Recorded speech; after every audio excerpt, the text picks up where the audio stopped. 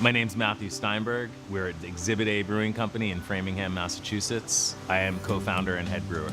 We started brewing in June of 16. There was one of us, then two of us, then 5 of us, now 14 of us. I wanted to be able to walk into any store at any time, look at the bottom of my can and be like, oh, this is only 6 weeks old for our porter, that's all right. It's about being aware of the time that our product is spent in the package.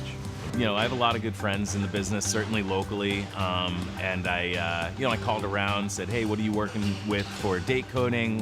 What are you using for a depalletizer?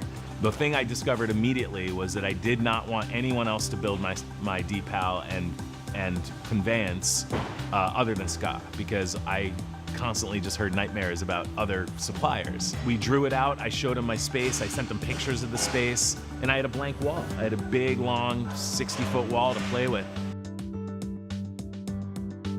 In this particular situation, the partnership between Ska and Markem-Imaje really played a role. I looked at the application. He did have some concerns about the aesthetics, the layout, and we went through the way things would look and the different types of stand options and head mounts and stuff like that, so that once he did get what he needed, it was going to be the right stuff.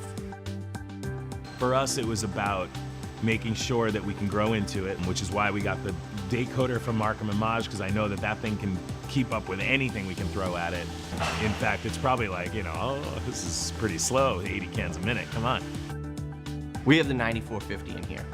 Now this printer is way more capable than they need, but it's the right printer for the environment. It's going to handle, you know, upside down printing in wet conditions. It doesn't matter if they have the door open in the back in the summertime and it's 100 in here, or if it's 40 degrees or 35 degrees with it open in January. And they chose it partially because they can run an ink that has almost a 2-year expiration and that has an interval of 18 months for maintenance. And to be honest with you, they started with a different printer that wasn't suitable for the way they were printing. So we pulled it, we swapped it out, and we put the right printer in. The interface is amazing. Like it's very simple to use, but it's very complicated in the sense that it does a lot of different stuff. In the case of a company like Markem-Imaje, it seems to me that the equipment is such good quality, it's so reliable that we haven't really had to rely on them other than learning about maybe new inks that we can use.